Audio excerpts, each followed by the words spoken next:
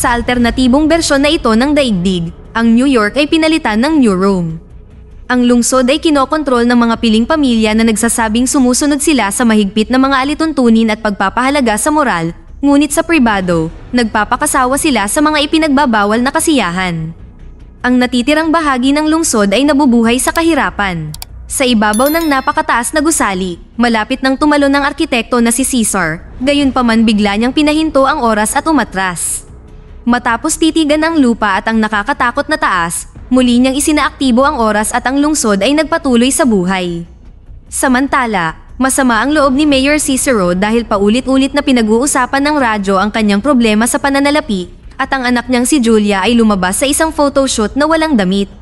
Pagkatapos ng isang gabing pagpaparty, sinubukang umuwi ni Julia ngunit nakita niyang nakaharang ang daan dahil gigibain ni Caesar at ng kanyang team ang isang gusali. Nang pumutok ang mga pampasabog, itinigil ni Caesar ang oras upang humanga sa pagsabog. Gayunpaman, si Julia ay hindi naapektuhan ng kanyang kapangyarihan at nakita rin niya ang pagtigil ng demolisyon bago niya muling pinagalaw ang oras. Pagkatapos ay nanalo si Caesar ng Nobel Prize para sa pag-imbento ng megalon, isang revolusyonaryong materyales sa gusali. Ang kanyang katanyagan ay lumalaki araw-araw at ikinainis ito ni Cicero, na ang bilang ay patuloy na bumabagsak sa mga botohan at nakikita si Caesar bilang karibal. Isang gabi, lahat ng mahahalagang tao ay nagtipon para sa espesyal na kaganapan sa lugar ng demolisyon. Ang kaganapang ito ay ibinabalita ni Wow, isang napaka-ambisyosong mamamahayag. Ang pinsan ni Caesar na si Claudio ay kumikilos na parang payaso at pinagalitan dahil sa pagpapahiya sa pamilya ng kanyang tiyuhin na si Hamilton, ang direktor ng National Bank. Nag-aalala rin si Hamilton dahil ayon sa mga sabi-sabi, si Claudio at ang kanyang mga kapatid na babae ay nasa romantikong relasyon. Inanunsyo ni Cicero na magtatayo sila ng napaka-advanced na kasino at ang malaking sandali ay nasira ng higit pang mga kalokohan ni Claudio. Ang anunsyo ay nag-ambala sa pagdating ni Caesar, na nagpaalala sa kanila na siya ang chairman ng awtoridad sa disenyo. Gusto niyang gibain at muling itayo ang buong lungsod bilang isang pangmatagalang utopia gamit ang megalon, ngunit ginambala siya ni Cicero na gusto ng makatotohanan ng mga layunin at hindi mga pangarap. Nagsimula ang pagtatalo at sinimulan ni Caesar na punahin ang sistema na nagmamalasakit lamang sa mga mayayaman, kaya gumanti si Cicero sa pamamagitan ng paglilinaw na ang megalon ay hindi matatag at hindi ligtas na gamitin. Dahil nagpapatuloy si Caesar, idinamay ni Cicero ang asawa ni Caesar, na nalason at nawawala ang katawan. Si Cicero ang naging prosecutor sa kaso at nakatitiyak siyang si Caesar ang gumawa nito, ngunit napawalang sala si Caesar at ngayon ay tinawag niyang slumlord si Cicero. Naging sanhi ito ng pagkabalisa ni Cicero at kinailangan siyang kaladkarin ng security habang pinipigilan ni Julia ang mga press sa pagkuha ng mga larawan ng kanyang ama, ngunit hindi nagtagumpay. Pagkatapos, nagkaroon ng fashion show at nagseselo si Claudio dahil pinag-uusapan ng lahat ng babae sa karamihan ang tungkol kay Caesar. Pag-uwi ni Caesar, nakita niyang naghihintay si Wow sa kanya. Pagod na siyang maging mistress at bumagsak ang career niya, kaya gusto niyang gawing opisyal ang kanilang relasyon. Sinabi pa ni Wow na mahal niya siya, ngunit naiisip lamang ni Caesar ang kanyang namatay na asawa at umalis. Pagkatapos ay binuksan ni Wow ang TV upang panoorin ang kanyang panayam kay Hamilton, napansin na patuloy itong pumoporma sa kanya. Kinabukasan ay binisita ni Julia si Caesar sa kanyang opisina pagkatapos magpadala ng liham sa kanya upang pag-usapan ang nangyari sa kanyang ama. Napansin niya na maraming walang laman na bote sa paligid at maging ng gamot na nagpapahiwatig na si Caesar ay hindi maayos ang pag-iisip. Hindi gusto ni Caesar si Julia dahil spoiled siya, may pangalan, at walang layunin sa buhay. Ipinaliwanag niya na gusto niyang nakakasama ang mga taong talagang nag-iisip. Ikinairita ito ni Julia kaya ibinunyag niyang nakita niyang huminto ang oras at hindi siya naapektuhan. Ngayon ay nakita ni Caesar na kawili-wili siya at ipinakita sa kanya ang isang modelo ng kanyang utopia. Hiniling sa kanya na maglakad ito ng nakapikit. Nakita ni Julia ang mga taong namumuhay ng perpektong buhay na naaayon sa pantay na oportunidad para sa lahat at sa wakas ay naintindihan niya ang layunin ni Caesar, kaya gusto niya itong tulungan. Nang maglaon sa panahon ng parada, sinabi ni Julia kay Cicero na makikipagtulungan siya kay Caesar at tinawag siya ni Cicero na isang taksil. Lalo siyang nairita nang ihinto ng mga pulis ang parada para lang makatawid si Caesar sa kalye sakay ng kanyang sasakyan. Nang gabing iyon ay binasa ni Julia ang lahat ng mga file at artikulo tungkol sa kaso ng pagpatay sa asawa ni Caesar. Siya ay nalason ng labis na dosis ng insulin at ang kotse ay natagpuan sa malalim na ilog. Sa kalagitnaan ng investigasyon, nawala ang kanyang katawan. Si Julia ay naging napakadesperadong malaman kung ano ang nangyari kaya nagsimula siyang sumunod kay Cesar sa paligid ng bayan. Nasa labas din si Claudio at nakita niya ang ginagawa ni Julia, kaya nagsimula siyang kumuha ng litrato habang sinusundan niya rin sila. Pagkaraan ng ilang sandali ay nakarating ang sasakyan ni Cesar sa misteryosong lugar, kung saan nakikita niya ang kawalan ng katarungan sa lahat ng dako na nagpapakita ng mga larawan ng bumabagsak na estatwa. Pagkatapos ay huminto siya upang bumili ng mga bulaklak na ipinagtaka ni Julia. Makalipas ang ilang minuto, pumasok si Cesar sa misteryosong gusali, kung saan pinatay ng security guard ang mga laser ng alarma para papasukin siya. Pagkatapos ay dinala ni Cesar ang mga bulaklak sa katawan ng kanyang asawa na inaalagaan ng isang pangkat ng mga magiliw na babae. Gayunpaman, nang sundan siya ni Julia ay nahanap niyang nag-iisa si Cesar dahil ito ay kanyang imahinasyon. Dahil sa labis na pag-ibig ni Cesar sa kanyang asawa, nagpa siya si Julia na umalis. Kinabukasan ay pumunta si Cesar sa tuktok ng tore upang panoorin ang lungsod at kumuha ng mga tala para sa kanyang mga plano. Dumating si Julia at tinanong siya kung aling institusyon ang pinakamahalagang panatilihin sa kanyang utopia, kung saan sinagot ni Cesar na ang kasal. Sa sumunod na ilang linggo, gumugol ng maraming oras si Wow kasama si Hamilton at di nagtagal ay na-engaged. Sa gabi ng kasal, niregalo ni Wow kay Hamilton ang kanyang sariling estatwa. Dumalo si Julia kasama si Cesar, na napansin ang mga nagpoprotesta sa malapit na may hawak na mga karatula laban sa kanya, ngunit hindi niya ito pinansin. Ang mga reporter ay patuloy na nagtatanong sa kanya tungkol sa Megalon at sa posibleng panganib nito, ngunit si Cesar ay patuloy na nagbibiro habang tinitiyak na ito ay ganap na ligtas. Sa katunayan, dumating ang popstar na si Vesta, na nakasuot ng damit na gawa ni Cesar gamit ang Megalon, na gumagamit ng maliliit na camera upang magmukhang invisible. Mahal ng lahat si Vesta dahil ipinangako niyang mananatiling malinis hanggang kasal. Pagdating ni Cicero, nagbuo sa kanya ang buong mga tao. Dahil ito ay New Rome, sa halip na isang modernong party ay mayroon silang selebrasyon na hango sa lumang imperyo ng Roma, kabilang ang karera ng kalesa at mga gladiator na nakikipaglaban. Si Julia ay nakapanayam ng ilang mga kabataang mag-aaral at nalaman na mayroon ng mga bali-balita ng kanyang pakikipag-date kay Cesar. Tungkol naman kay Cesar, ginugol niya ang gabi sa paninigarilyo, pag-inom, at pagkonsumo ng iba't ibang mga sangkap, kaya ang lahat ay malabo. Pumirma siya ng autograph at hinayaan ang mga babae na makipag-flirt sa kanya, ngunit hindi siya tumugon pabalik sa sinuman. Sinundan siya ni Julia habang sinusubukang pigilan siya ng hindi nagtagumpay. Habang tinatapos ng mga clown ang kanilang palabas, sinuhulan ni Claudio ang isang producer para i-play ang isang video na dinala niya sa tamang sandali. Pagkatapos ay oras na para kumanta si Vesta habang ang mga tao ay nag-donate ng pera upang suportahan ang kanyang pangako sa kalinisang puri. Ang kanyang pagganap ay nag-ambala sa pamamagitan ng paglabas ng video ni Claudio sa malaking screen na nagpapakita kay Cesar at Vesta na magkasama sa kama at nahuli ng paparazzi sa akto. Nagdulot ito ng malaking kaguluhan at kinailangang kunin ng mga bodyguard si Vesta bago magwala ang galit ng mga tao na nagsimula ng away sa entablado. Si Cicero ay gumawa ng talumpati na hindi pinansin habang ang mga gwardya ay gumamit ng higit na karahasan upang subukang pakalmahin ang mga tao.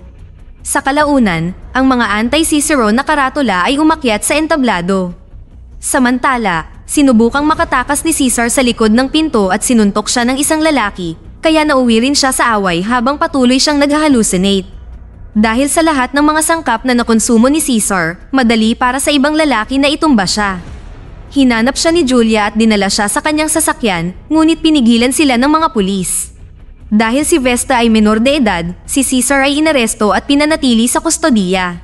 Sa kanyang selda, sinubukan ni Cesar na ihinto ang oras at natuklasang hindi niya kaya. Nang gabing iyon ay pumunta si Julia sa archive ng lungsod kasama ang isang kaibigan at nakakita sila ng ilang papeles na nagpapatunay na nagsinungaling din si Vesta tungkol sa iba pang mga bagay. Hindi siya menor de edad at hindi rin siya ipinanganak sa New Rome. Kinabukasan pumunta si Julia sa kanyang ama at ipinakita sa kanya ang birth certificate ni Vesta para iligtas si Cesar. Gayunpaman, sinira ito ni Cicero na nagsabing maaaring inosente si Cesar sa legal ngunit hindi sa moral. Umalis ang bigong si Julia matapos ipahayag na kukuha na lang siya ng isa pang kopya. Pagkatapos, pumunta si Julia sa bahay ni Hamilton at tinanggap siya ni Wow na pinahinto ang elevator para pagbantaan siya. Ipinaalala niya kay Julia na sa kanya si Hamilton ngunit ganoon din si Cesar. Si Claudio ay bumisita din kay Hamilton dahil sinusubukan niyang maging tagapagmana ng bangko, ngunit naghihinala si Hamilton na si Claudio ay sangkot sa pagbunyag ng video. Sa lalong madaling panahon, tinalakay ng media ang isyu ng tunay na edad ni Vesta. Nagpakita rin sila ng forensic proof na ang video ay hindi totoo at ang lahat ng ito ay isang setup. Matapos makalaya si Cesar mula sa kulungan, binisita siya ni Julia sa tuktok ng kanyang tore. Nalulungkot siya dahil nawalan siya ng kapangyarihan at sa wakas ay umamin na ang lahat ng kanyang mga problema sa pag-iisip ay sanhi ng kanyang konsensya. Hindi pinatay ni Cesar ang kanyang asawa, ngunit pakiramdam niya ay responsable pa rin siya sa hindi pag-aalaga sa kanya. Pinanatag siya ni Julia at nang magkahawak sila ng kamay, sa wakas ay napahinto na naman ni Cesar ang oras. Pagkatapos ay naghalikan sila, minarkahan ang simula ng kanilang bagong relasyon. Lumipas ang mga linggo at pinapanatiling abala ni Cesar ang kanyang sarili sa paggawa sa kanyang proyekto at paggugol ng oras kay Julia. Sa kalaunan, sinubukan niyang ipakilala siya sa kanyang ina, ngunit ang matandang babae ay malilimutin na at hindi naiintindihan kung ano ang nangyayari. Nang magkasama ang magkasintahan sa kama, pinaglaruan nila ang mga epekto ng pagtigil ng oras. Samantala, ang mababang uri ay higit na napupuot araw-araw kay Cesar para sa lahat ng mga gusaling sinisira niya upang maitayo ang kanyang pangarap na lungsod. Desperado na pabagsakin ang kanyang pinsan, sumali si Claudio sa protesta upang mapalala ang sitwasyon. Hindi nagtagal ay nakarating kay Cicero ang balita ng mga plano ni Claudio na humiling sa kanyang assistant na asikasuhin ito. Isang gabi nakatanggap si Cicero ng kakilakilabot na balita, isang satellite ng Sobyet ang bumabagsak ng napakabilis at malapit nang makarating sa New Rome. Sa kasamaang palad, wala silang paraan para pigilan ito kaya walang magawa ang mga mamamayan kundi panoorin kung paano bumagsak ang satellite sa kanilang lungsod na sinira ang karamihan sa mga ito. Ang kakilakilabot na pangyayaring ito ay nagbigay kay Caesar ng pagkakataon na magtrabaho sa muling pagtatayo ng lungsod nang walang anumang mga hadlang sa kanyang paraan. Itinoon niya ang buong atensyon sa kanyang trabaho, naglalaro ng oras upang subukang tingnan ng hinaharap at idisenyo ang perpektong utopia. Pagkatapos ng maraming araw ng walang katapusang trabaho, inilabas ni Julia si Cesar mula sa kanyang ulirat na nagpahayag na siya ay buntis. Tuwang-tuwa si Cesar at gustong magpakasal ngunit tinanggihan ni Julia ang ideya, ipinaliwanag na hindi siya mapapatawad ng konsensya ni Cesar dahil nakikita pa rin niya ang kanyang sarili bilang kasal sa kanyang namatay na asawa. Makalipas ang ilang sandali, inimbitahan ng magkasintahan ang mga magulang ni Julia sa kanilang bagong tahanan na itinayo kasunod ng mga advanced na disenyo ni Cesar. Patuloy ang pagtatalo ni Cicero at Cesar habang naglalaro ng baraha, kaya kinailangang pag-alitan sila ni Julia na parang mga bata. Ginamit niya ang sandaling iyon upang ipahayag ang kanyang pagbubuntis at natuwa ang kanyang ina, ngunit nabalisa si Cicero at umalis nang walang sinasabi. Naiwang wasak si Julia sa pag-aakalang kinamumuhian siya ng kanyang ama. Samantala, si Claudio ay patuloy na namumuno sa mga mahihirap na nagbibigay inspirasyon sa kanila para sa higit pang mga protesta at kaguluhan laban kay Cesar at sa kanyang utopia. Ang lalaking ipinadala ni Cicero para pigilan siya ay namatay sa satellite crash, kaya walang makakapigil kay Claudio ngayon. Makalipas ang ilang araw, binisita ni Cicero si Cesar para hilingin sa kanya na makipaghiwalay kay Julia. Bilang kapalit, nag-alok siya ng pinirmahang pag-amin na inaamin na alam niyang ang asawa ni Cesar ay nagpakamatay ngunit inusig niya pa rin si Cesar upang maalis siya. Nangako pa si Cicero na susuportahan si Cesar sa publiko, ngunit tinanggihan ni Cesar ang alok. Pagkatapos, nakipagpulong si Cesar kay Wow na nagsasabing maaari niyang nakawin ang bangko kay Hamilton at ibigay ito kay Cesar para magkasama sila. Gayunpaman, tinanggihan din ni Cesar ang alok na ito. Bilang paghihiganti, nagpa siya ang galit na si Wow na i-freeze ang lahat ng account ni Cesar. Sa balita, patuloy na tinatalakay ng mga mamamahayag kung talagang ligtas ang Megalon at inatake ang imahe ni Cesar. Isang gabi, may isang bata na lumapit kay Cesar para humingi ng autograph sa kanya, ngunit ito ay isang panlilin lang upang makalapit at binaril siya sa ulo. Sa sumunod na ilang oras, ang isip ni Cesar ay natigil sa walang katapusang halusinasyon. Agad siyang dinala ni Julia sa ospital at isinasaalang-alang ng mga doktor ang opsyon na muling ayusin ang kanyang bungo gamit ang Megalon. Samantala, napag-alaman na ang bata ay ipinadala ng mga alapores ni Claudio, ngunit nagalit si Claudio dahil sa pangyayaring ito ay nagmukhang martir si Caesar. Ang pamamaraan sa pag-aayos ng bungo ni Caesar gamit ang Megalon ay natapos ng maayos, ngunit ito ay magtatagal ng ilang sandali bago siya ganap na gumaling. Kinomfort siya ni Julia pagkatapos ng operasyon at habang nagkakaroon ng masakit na halusinasyon, ibinahagi ni Caesar ang nangyari noong gabi ng pagkamatay ng kanyang asawa. Umuwi siya na handang mag-anunsyo ng malaking balita, ngunit may nakita ang asawa niya na ikinaselos niya at nauwi siya sa pagpapakamatay sa ilog. Ang tungkol sa lason ay pawang kasinungalingan mula kay Cicero na itinago rin ang katotohanang siya ay buntis. Sinubukan ni Caesar na sundan ang kanyang asawa palabas at nakitang tumalon ito. Pagkatapos, natuklasan niya ang prinsipyo sa likod ng Megalon na sinusubukang iligtas siya. Sa sandaling nakalakad siya muli, pumunta si Caesar kay Wow upang magtanong tungkol sa kanyang bank account. Sinubukan ni Wow na pagbantaan siya, ngunit tinanggal ni Caesar ang kanyang mga benda para ipakita ang Megalon na nabubuhay ngayon sa likod ng kanyang kaliwang mata. Napaluhod ang nagtatakang si Wow na nagmamakaawa sa kanya na bawiin siya dahil ang mga diamante ay walang halaga sa kanya kung wala ang kanyang pagmamahal. Ang sandali ay nag-ambala ni Hamilton na nabigla nang marinig ang tungkol sa mga naka-freeze na account at nangako na aayusin ito sa pag-aakalang ito ay pagkakamali sa papeles. Maya-maya ay nagkita sina Wow at Claudio ng pribado para gumawa ng kamunduhan. Biglang bumagsak ang mga ilaw at ipinaliwanag ni Claudio na ito ay sanhi ng system ni Caesar na gumagamit ng lahat ng kapangyarihan. Pagkatapos ay ibinunyag ni Wow na humiling si Hamilton ng prenuptial agreement at hindi niya makukuha ang bangko. Kaya gusto niyang makipagtulungan kay Claudio para magkaroon ng kontrol. Ginupit pa niya ang buhok nito para magmukhang kaaya-aya. Sa sumunod na pakikipagkita ni Claudio kay Hamilton, ipinagmalaki ng matanda na makitang mas mukhang nasa hustong gulang ang kanyang pamangkin. Kasunod ng plano, hiniling ni Claudio na maging pansamantalang CEO ng bangko upang tumulong sa negosyo ng pamilya. Natuwa si Hamilton na magtatrabaho si Claudio at mabilis na pinirmahan ang mga papeles, para lamang matuklasan na ang kontrata ay ginawang si Claudio ang tunay na CEO at chairman. Nasaktan sa pagtataksil na ito, nagsimulang magpanik si Hamilton at inatake sa puso. Makalipas ang ilang buwan pagkatapos ipanganak ang sanggol, ikinasal sina Cesar at Julia ng pribado sa panahon ng Saturnalia, nakatumbas ng Pasko ng lungsod na ito. Patuloy na nagtutulungan sina Claudio at Wow at nakumbinsi ni Claudio ang board na tanggalin si Hamilton sa kanyang posisyon sa bangko. Pagkatapos, tinipon ni Claudio ang mga rebelde upang simulan ang pinakamalaking kaguluhan na nagpasimula ng maraming sunog sa mga lansangan. Wala nang magagawa ang mga pulis para pigilan sila kaya pagkatapos gumawa ng pampublikong talumpati si Cicero na humahatol sa aksyon ng mga mamamayan, tumakas siya sa pamamagitan ng tren kasama ang kanyang asawa, si Julia, at ang sanggol. Kahit hawak-hawak ni Cicero ang kanyang apo ay patuloy na sinisiraan ni Cicero si Caesar, ngunit nais niyang magkaroon ng magandang kinabukasan ang sanggol kaya sa wakas ay pumayag siyang suportahan ang kanyang manugang. Nang gabing iyon ay tiningnan ni na Claudio at Wow ang nakarating na si Hamilton na may umbok sa kanyang pantalon. Noong una, kunwari ay sabik siyang makita si Wow, pero nang tanggalin niya ang kumot ay bumungad sa kanya ang pana. Inasintan niya si Wow sa puso para patayin siya at si Claudio sa kanyang likuran ng maraming beses habang tumatakas. Pagkatapos ay inihayag ni Hamilton na iniiwan niya ang lahat ng kanyang yaman sa lungsod na proyekto ni Caesar. Samantala, lumitaw si Caesar sa publiko at ibinahagi ang kanyang pananaw sa hinaharap, ipinaliwanag na ang kanyang megalopolis utopia ay hindi magkakaroon ng mga pagkakaiba. Maging ang mga nakatira sa pinakamalilim na bahagi ng lungsod ay magkakaroon ng pagkakataong magtrabaho sa pag-unlad dahil ang bawat tao ay isang himala.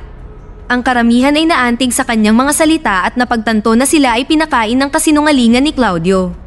Hindi nagtagal ay nakita nila siya at ang kanyang mga alapores at ibinitin sila para sa paghihiganti.